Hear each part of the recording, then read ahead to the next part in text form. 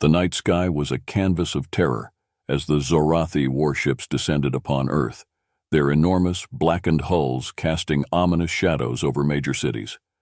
Panic erupted across the globe as broadcasts were interrupted by a chilling proclamation from the Zorathi Emperor himself, an alien of towering stature with scales that shimmered in iridescent hues.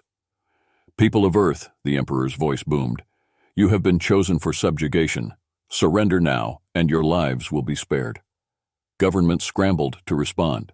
In Washington, D.C., President Robert Mitchell convened an emergency meeting with the United Nations, urging calm and unity. Meanwhile, in Beijing, Premier Jiang sought counsel with his military advisors, contemplating a response. Most of the world's leaders leaned towards capitulation, their fear outweighing their courage. But not everyone was ready to surrender. In a hidden underground bunker outside of Berlin, General Jonathan Harrison, a seasoned war hero with a reputation for unyielding resolve, watched the Zorathi broadcast with a grim expression.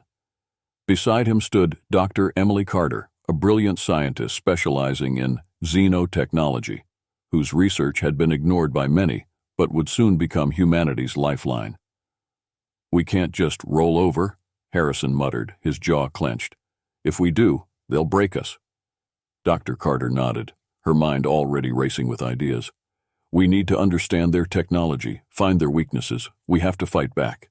The Resistance's first meeting took place in a repurposed Cold War bunker, its walls lined with outdated maps and dusty equipment.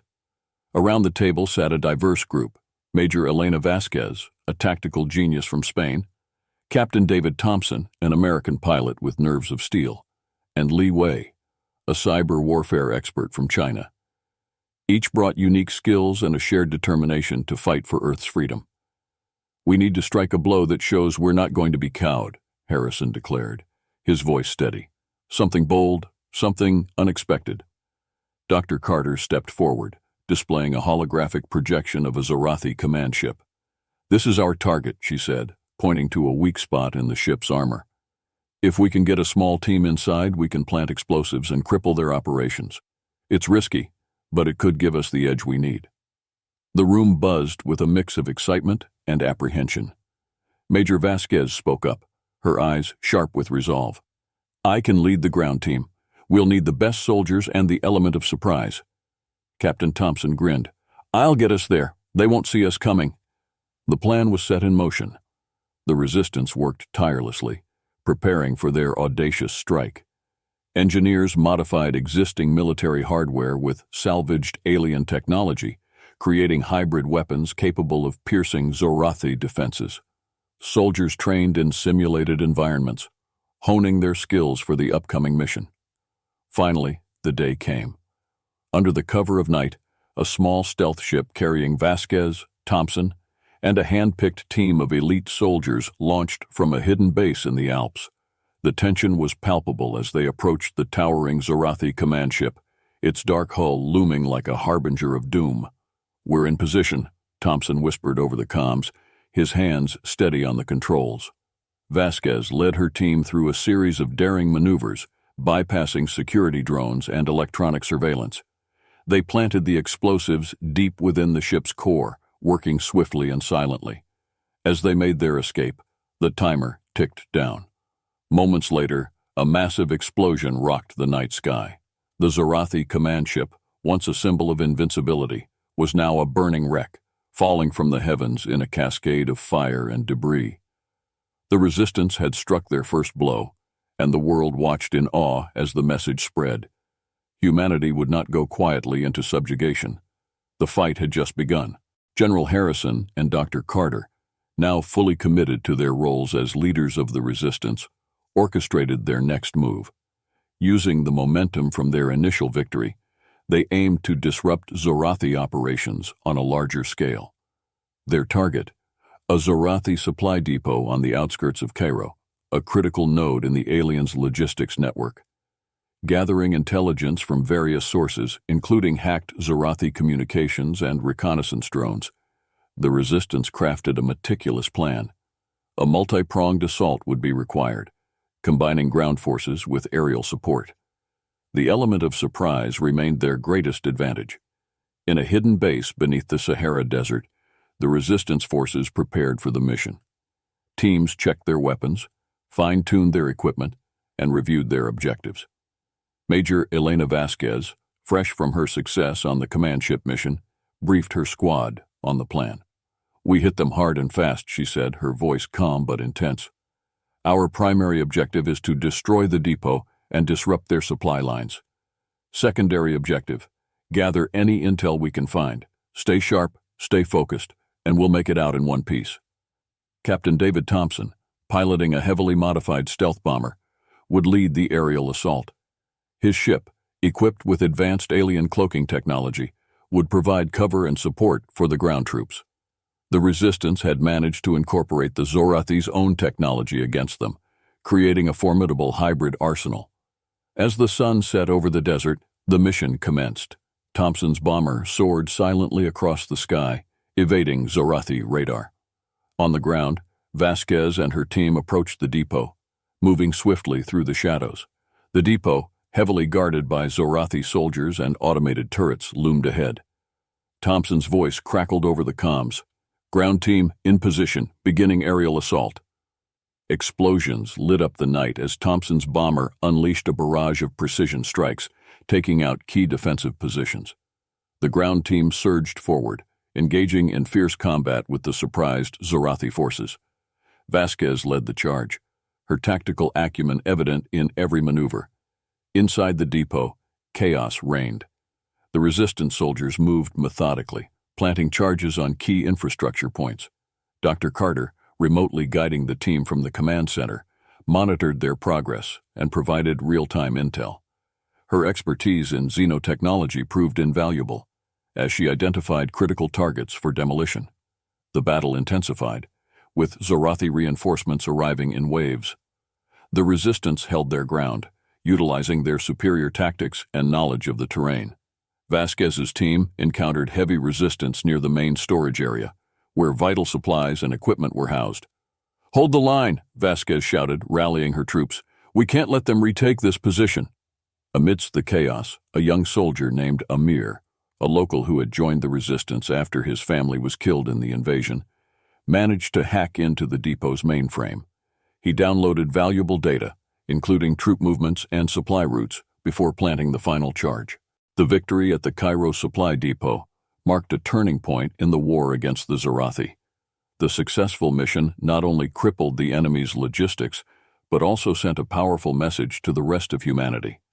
People around the world began to rally behind the resistance, inspired by their courage and determination. In the wake of the depot's destruction, nations that had previously surrendered or remained passive started to reconsider their stance. General Harrison seized this opportunity to unite the fragmented human forces under a single banner.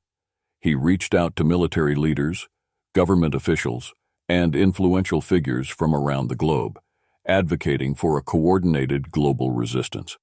A summit was convened in a secure location in the Swiss Alps. Representatives from every continent gathered to discuss the formation of the United Earth Defense Force, UEDF. The atmosphere was tense, filled with a mix of hope, skepticism, and urgency. "Today, we stand at a crossroads," General Harrison addressed the assembly, his voice resonating with authority. "The Zorathi seek to divide and conquer us, but we will not let them. We must unite as one global force if we are to stand a chance of reclaiming our planet."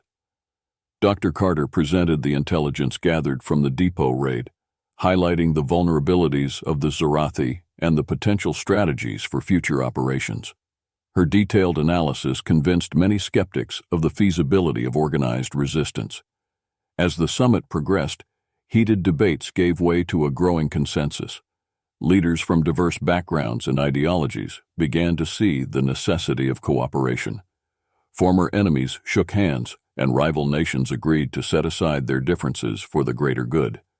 The formation of the UEDF marked a new chapter in the fight against the Zorathi. Command structures were established, resources were pooled, and joint training exercises commenced. The UEDF's command center, hidden deep within the Rocky Mountains, became the nerve center for global resistance operations. Under General Harrison's leadership, the UEDF launched a series of coordinated strikes against Zorathi positions worldwide.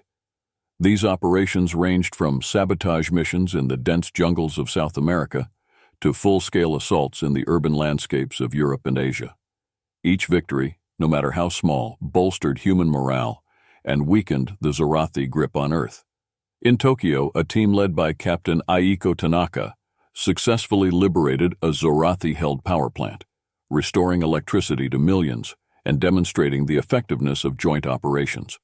In Nigeria, Major Oluwaseun Adeyemi coordinated a daring raid on a Zorathi outpost, securing vital supplies and rallying local resistance fighters. As the UEDF grew in strength and cohesion, so did their impact. The Zorathi, unaccustomed to such organized and relentless opposition, began to show signs of strain. Their supply lines were disrupted, their communication networks compromised, and their foothold on Earth steadily weakened. The United Front not only strengthened humanity's military capabilities, but also fostered a renewed sense of global solidarity. People from all walks of life contributed to the war effort, from scientists developing new technologies to ordinary citizens providing support and intelligence. The spirit of resistance permeated every corner of the globe. The first target of this grand offensive was a series of Zorathi fortifications along the European front. These fortifications formed a critical line of defense for the Zorathi, protecting their central command hub in Paris. The UEDF's objective was to break through these defenses, thereby destabilizing the Zorathi's stronghold in Europe. In a hidden base beneath the Swiss Alps, UEDF forces gathered for the final briefing. Soldiers and commanders alike listened intently as General Harrison outlined the operation, codenamed Operation Dawnbreaker. "Our goal is simple," Harrison said, his voice unwavering. "We will strike at the heart of the Zorathi defenses, disrupt their operations, and reclaim our cities. This is our moment to turn the tide." Dr. Emily Carter, who had been tirelessly working on deciphering Zorathi technology, introduced a new weapon developed from salvaged alien tech, the EMP cannon. This weapon, capable of disabling Zorathi energy shields and rendering their advanced machinery inert, would play a crucial role in the offensive. On the night of the assault, UEDF forces moved into position under the cover of darkness. Tanks, armored vehicles, and infantry units spread out across the European countryside, ready to strike. Above, squadrons of modified stealth fighters, piloted by the best aviators humanity had to offer, patrolled the skies. Captain Aiko Tanaka, leading a team of elite soldiers, spearheaded the ground assault. They moved silently through the ruins of old towns and villages, navigating minefields and avoiding patrols. As they approached the first fortification, Tanaka signaled her team to halt. "Prepare the EMP cannon," she whispered, her eyes fixed on the massive energy shield protecting the Zorathi fortress.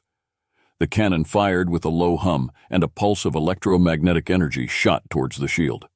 Moments later, the shield flickered and then collapsed.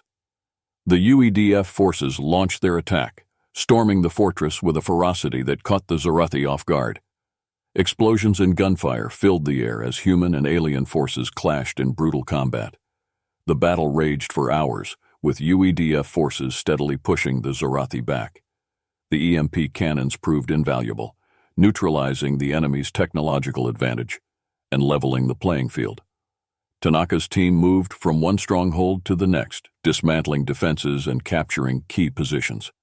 In the skies above, Captain David Thompson led a squadron of fighters in dogfights against Zorathi aerial units. The modified stealth fighters, equipped with advanced cloaking devices and enhanced weaponry, outmaneuvered the enemy and provided crucial air support for the ground troops. In the aftermath of the counteroffensive, as the UEDF consolidated their gains and prepared for the next phase of the campaign, an unexpected development occurred. During a routine patrol in the outskirts of Paris, a UEDF recon team stumbled upon a hidden enclave of alien refugees. These aliens, known as the Thorans, had been living in secret on Earth, hiding from the Zorathi who had conquered their homeworld many years ago. The Thorans were a technologically advanced race, with a deep knowledge of Zorathi strategies and weaknesses. General Harrison and Dr. Carter, intrigued by the potential of these newfound allies, arranged a meeting with the Thoran leader, an elder named Talrek. Talrek, a dignified figure with a calm demeanor, greeted them warmly in a secure location within the UEDF headquarters. "We have watched your struggle against the Zorathi," Talrek began, his voice resonant and filled with wisdom. "We see in you the same spirit of resistance that once burned in our hearts. We wish to offer our aid."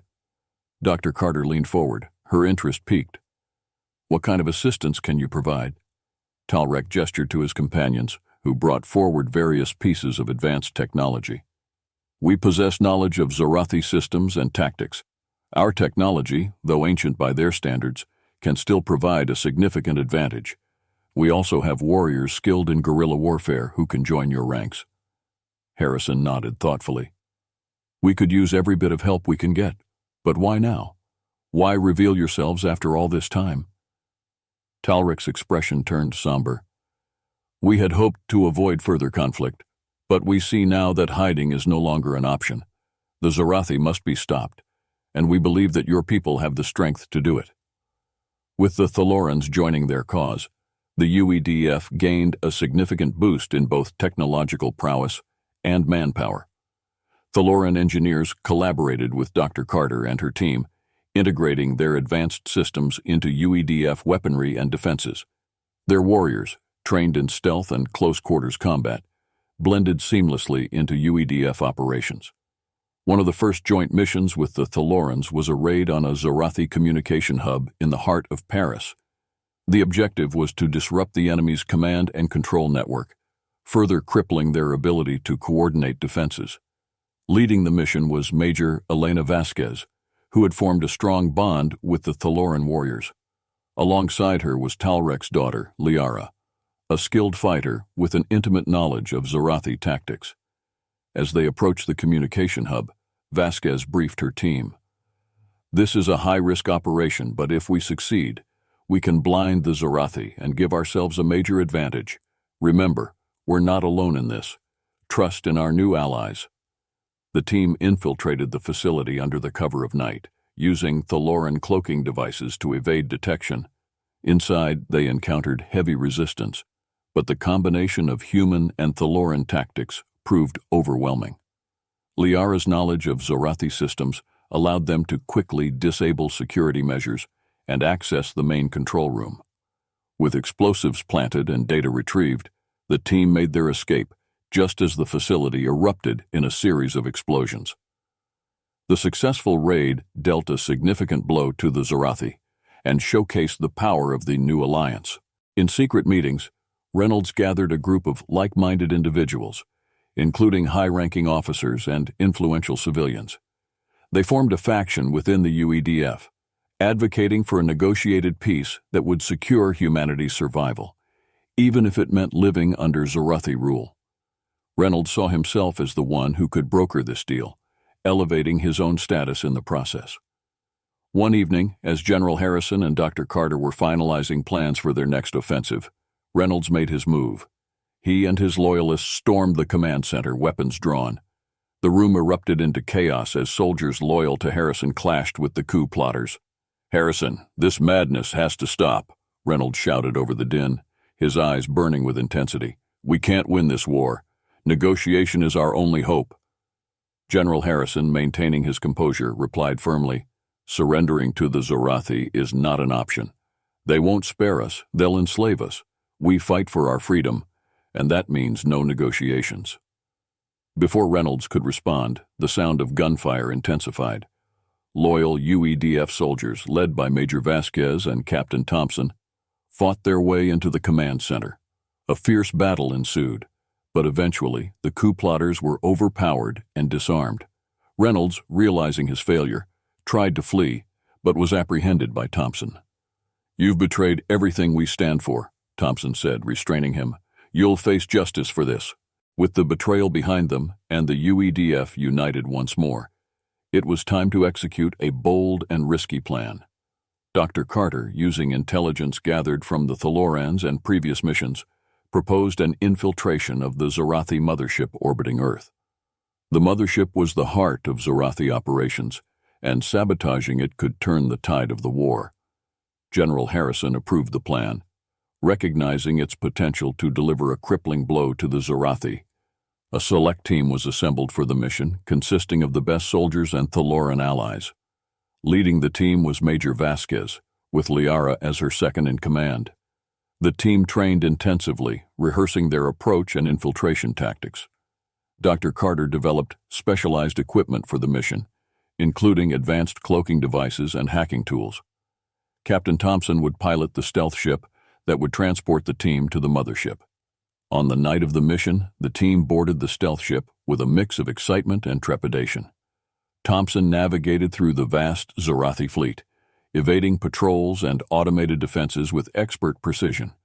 As they neared the Mothership, the ship's cloaking device activated, rendering them invisible to Zorathi sensors.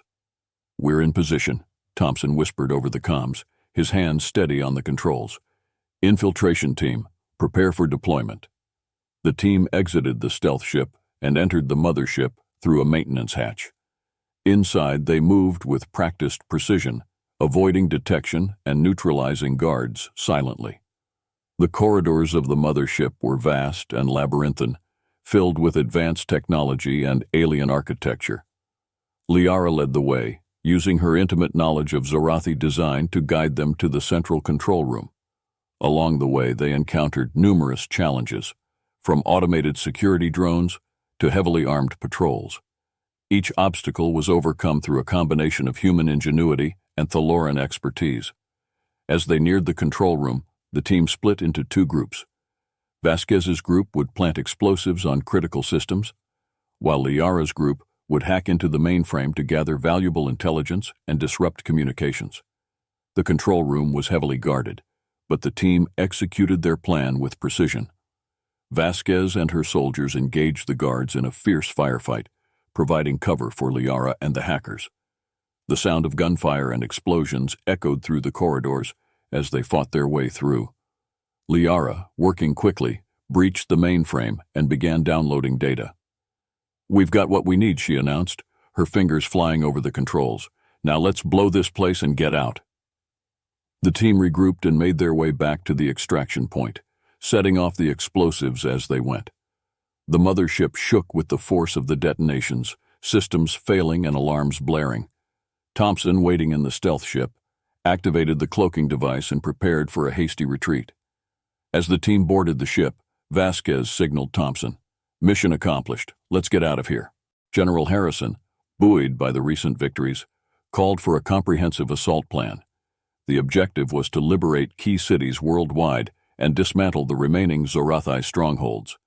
The UEDF's newfound momentum needed to be sustained to maintain the pressure on the Zorathi.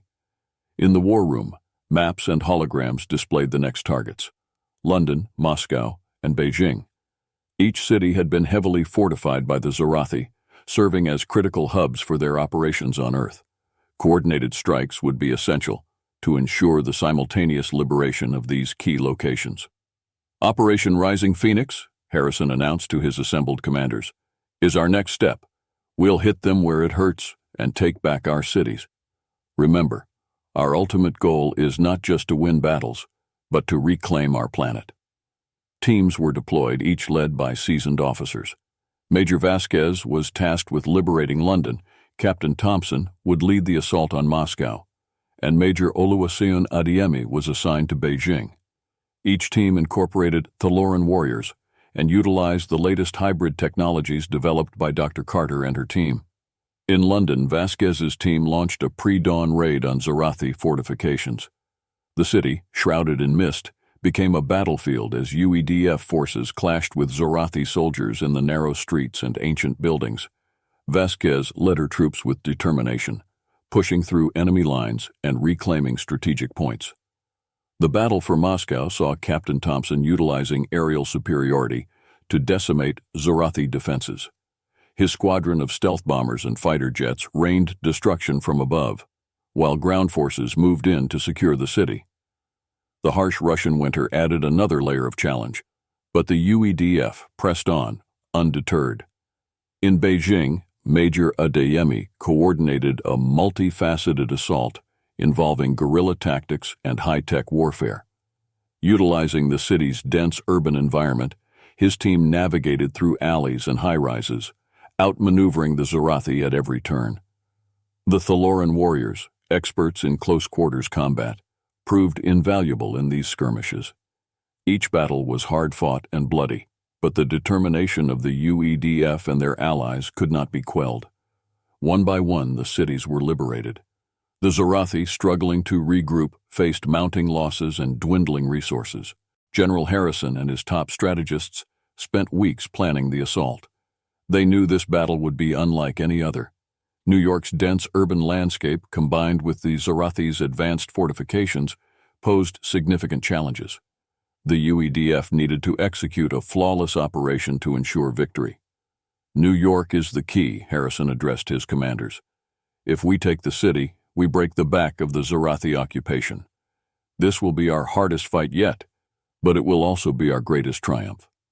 The plan involved a multi-phase assault, starting with a large-scale bombardment to weaken the Zorathi defenses. This would be followed by coordinated ground attacks from multiple entry points, with special forces units targeting key enemy installations. Captain David Thompson was tasked with leading the initial aerial assault. His squadron of modified stealth bombers would deliver a series of precision strikes on the Zorathi's outer defenses, paving the way for the ground forces. Major Vasquez and her team, including Thoran allies, would lead the charge from the south, while Major Adeyemi's forces would attack from the north. On the eve of the battle, UEDF forces gathered on the outskirts of the city, their resolve unshaken despite the enormity of the task ahead. Soldiers checked their weapons, shared words of encouragement, and steeled themselves for the fight to come. At dawn, the assault began. Thompson's bombers soared through the sky, unleashing a torrent of missiles and laser strikes on the Zorathi fortifications. Explosions rocked the city, shattering the once impenetrable defenses and creating breaches for the ground forces to exploit. Vasquez led her troops into the fray, advancing through the rubble-strewn streets with determination. The Zorathi, caught off guard by the intensity of the assault, struggled to mount an effective defense. Urban warfare ensued, with fierce firefights erupting in the city's iconic landmarks and towering skyscrapers. Adeyemi's forces, advancing from the north, encountered heavy resistance near Central Park. Utilizing the natural terrain and the cover provided by the dense foliage, they engaged the Zorathi in brutal close-quarters combat. Thoran warriors, with their superior agility and combat skills, played a crucial role in turning the tide. As the battle raged, the UEDF's special forces targeted key Zorathi installations, including communication hubs and power generators. These strategic strikes further crippled the enemy's ability to coordinate their defenses. Dr. Carter, monitoring the battle from the command center, provided real-time intelligence and support, ensuring the UEDF forces maintained their advantage. Hours turned into days as the battle for New York continued. The city became a war zone, with every street and building contested. Casualties mounted on both sides, but the UEDF's resolve never wavered. Slowly but surely, they gained ground, pushing the Zorathi back. In a final desperate push, Vasquez and her team stormed the Zorathi command center located in the heart of Manhattan. The battle inside was fierce, with Zorathi elite guards fighting to the last. Vasquez, displaying exceptional bravery and tactical prowess, led her team to victory, capturing the command center and effectively ending the Zorathi's hold on the city. As the last remnants of the Zorathi forces were driven out, the battle-weary soldiers of the UEDF stood victorious. New York City, though scarred and battered, was liberated. The defeat of the Zorathi in one of Earth's greatest cities marked a turning point in the war, signaling the beginning of the end for the alien occupation. The sight of the UEDF flag raised over the ruins of the Zorathi command center filled hearts with hope and pride. Humanity had faced the abyss and emerged triumphant, ready to reclaim their world and shape their own destiny. As the UEDF regrouped and tended to their wounded, intelligence reports indicated that the Zorathi were fortifying their last stronghold in Antarctica.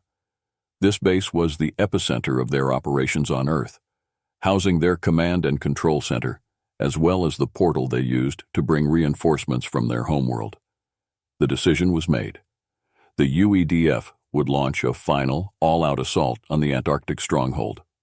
The operation, codenamed Final Dawn, would be the ultimate test of humanity's resolve and resilience. General Harrison addressed the UEDF forces in a global broadcast. His face, weathered by the trials of war, was filled with determination. "This is it, soldiers, the last stand. We have fought bravely and sacrificed much to reach this point. Now, we must give everything we have to ensure our victory and reclaim our world." Special Forces units were selected for the mission, including veterans from previous key battles. Major Vasquez, Captain Thompson, and Major Adeyemi were among those chosen to lead the charge. Thoran allies, deeply committed to the cause, joined them in what would be the most dangerous mission yet. The journey to Antarctica was fraught with peril. UEDF transport ships, escorted by fighter jets, braved the harsh conditions and Zorathi air patrols. As they neared the enemy stronghold, the skies filled with the sounds of battle. Zorathi anti-aircraft fire and swarms of alien fighters greeted the UEDF forces. Captain Thompson, leading the aerial assault, expertly maneuvered his squadron through the barrage. "Stay focused, everyone," he commanded. "We have to clear the skies for the ground forces." On the ground, Major Vasquez's team disembarked and advanced towards the fortress under heavy fire. The freezing temperatures and treacherous terrain added to the challenge. Soldiers trudged through snow and ice, their breath visible in the frigid air, as they pressed on towards their objective. Inside the fortress, the Zorathi commander, a ruthless and cunning tactician named Commander Zalrath, had prepared for this moment. He unleashed waves of Zorathi soldiers, including elite guards and war machines, to repel the human invaders. The battle that ensued was intense and chaotic, with the UEDF forces engaging in brutal close-quarters combat.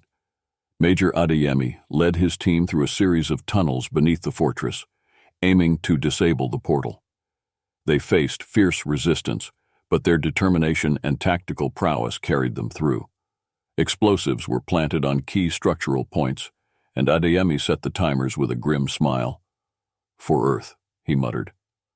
Above ground, Major Vasquez and her soldiers fought their way to the command center. They encountered Commander Zalrath and his guards in a fierce showdown. Vasquez, showing exceptional valor, engaged Zalrath in combat, ultimately overcoming the formidable foe through sheer grit and determination. With the destruction of the Antarctic stronghold and the collapse of the portal, the Zorathi's ability to bring reinforcements to Earth was severed. The remaining Zorathi forces, scattered and leaderless, posed a significantly reduced threat. The UEDF, sensing the end was near, prepared for a final sweeping offensive to eradicate the remnants of the Zorathi occupation. General Harrison and Dr. Carter worked tirelessly to coordinate the global effort. The strategy involved simultaneous strikes on remaining Zorathi outposts and installations across the planet. The goal was clear: eliminate any surviving enemy units and ensure they could never regroup or threaten humanity again. The UEDF mobilized every available resource. Newly recruited soldiers inspired by the recent victories joined the ranks. Engineers and scientists, including Thoran allies, developed new tactics and weapons to ensure the success of the final push. Communities worldwide provided support, from logistics and medical aid to intelligence gathering. The first target was a Zorathi base hidden deep within the Amazon rainforest. Major Vasquez, leading an elite team, navigated through the dense jungle. Utilizing both human and Thoran technology, they executed a surprise attack, neutralizing the base with minimal casualties. Simultaneously, Captain Thompson's aerial squadron conducted precision strikes on Zorathi facilities in the Sahara Desert. The combination of advanced cloaking devices and superior piloting skills allowed them to bypass enemy defenses and deliver devastating blows. In the mountains of the Himalayas, Major Adeyemi's unit faced harsh conditions and treacherous terrain to reach a Zorathi research facility. The mission was critical, as the facility housed experimental weapons that could have posed a significant threat. Despite the challenges, Adeyemi's team succeeded in infiltrating and destroying the facility. As each mission concluded successfully, the Zorathi's presence on Earth dwindled. The UEDF, bolstered by their achievements, pressed on relentlessly. In Europe, Asia, Africa, and the Americas, coordinated operations continued to dismantle the remaining Zorathi infrastructure. In the final days of the campaign, a massive operation was launched to clear the Pacific Ocean of Zorathi underwater bases. Submarines and amphibious assault teams, equipped with the latest technology, engaged in a series of intense battles beneath the waves. The operation, though challenging, ultimately succeeded, eradicating the last significant Zorathi stronghold.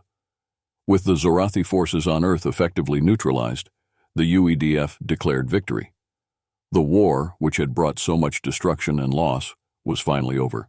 General Harrison addressed the world in a broadcast, his voice filled with a mix of relief and determination. "Today we celebrate our victory," he said, "but we must also remember the sacrifices made to achieve it. We stand united, stronger than ever, and ready to rebuild our world. Let this be a new dawn for humanity, one of peace, resilience, and unity." Around the globe, celebrations erupted as people embraced their newfound freedom. The sight of UEDF soldiers returning home, greeted as heroes, filled hearts with hope. The Thoran allies, who had fought bravely alongside humanity, were honored and welcomed as friends. Dr. Carter, reflecting on the journey, spoke to a gathering of UEDF leaders and Thoran representatives. "We've proven that even in the face of overwhelming odds, humanity's spirit cannot be broken. Together, we have achieved the impossible. Now, it's time to heal and build a future where such a threat can never arise again." With the Zorathi forces eradicated from Earth, the world began to take its first steps towards recovery. The streets, once filled with the sounds of battle, were now bustling with activity as people returned to their homes and communities began the long process of rebuilding. General Harrison stood atop the ruins of the former Zorathi Command Center in New York, now being repurposed as a memorial site. The weight of the past year's battles seemed to lift slightly as he watched volunteers, both human and Thoran, work side by side. The cooperation and unity that had developed during the war had not faded. Instead, it had grown stronger. Dr. Emily Carter was at the forefront of the reconstruction efforts. Her expertise in xenotechnology, once used to fight, was now being repurposed to rebuild. She coordinated with Thoran engineers to incorporate advanced alien technology into infrastructure projects, creating more resilient and sustainable cities. The United Earth Defense Force, UEDF, was restructured to focus on peacekeeping and disaster response, ensuring that the lessons learned from the war were not forgotten. Veterans like Major Vasquez and Major Adiemi played crucial roles in this transition, their leadership and experience invaluable in training the next generation of defenders. In a ceremony held in Washington, D.C., leaders from around the world gathered to commemorate the fallen and honor the heroes of the war. Statues and plaques were unveiled, bearing the names of those who had sacrificed their lives for the freedom of Earth. The mood was somber, but hopeful, a reminder of the price of victory and the promise of a brighter future. General Harrison addressed the crowd, his voice steady and filled with emotion. "Today, we remember those who gave everything for our freedom. We honor their memory by building a world worthy of their sacrifice. Let us never forget the unity and strength that brought us victory, and let us carry it forward as we rebuild." Among the attendees were Talrek and Liara, representing the Thoran people. Their presence was a powerful symbol of the alliance that had been forged in the fires of war. Talrek spoke of the shared future between humans and Tholorans, emphasizing cooperation and mutual respect. "The bond we have formed is unbreakable," Talrek said. "Together, we have faced the greatest of challenges and emerged victorious. Let us continue to work together, not just as allies, but as friends."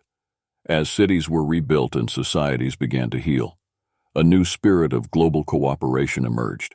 International organizations focused on humanitarian aid, environmental restoration, and technological advancement. The horrors of war had given way to a renewed commitment to peace and progress. Dr. Carter's research led to groundbreaking advancements in medicine, energy, and transportation, all derived from the alien technology left behind by the Zorathi. These innovations, shared freely among nations, helped to accelerate the rebuilding process and improve the quality of life for millions. In the years following the war, Earth underwent a transformation. Cities like New York, Tokyo, and Moscow became hubs of innovation and culture, their skylines dotted with advanced structures that combined human and Thoran design. The scars of battle were gradually replaced by symbols of hope and renewal.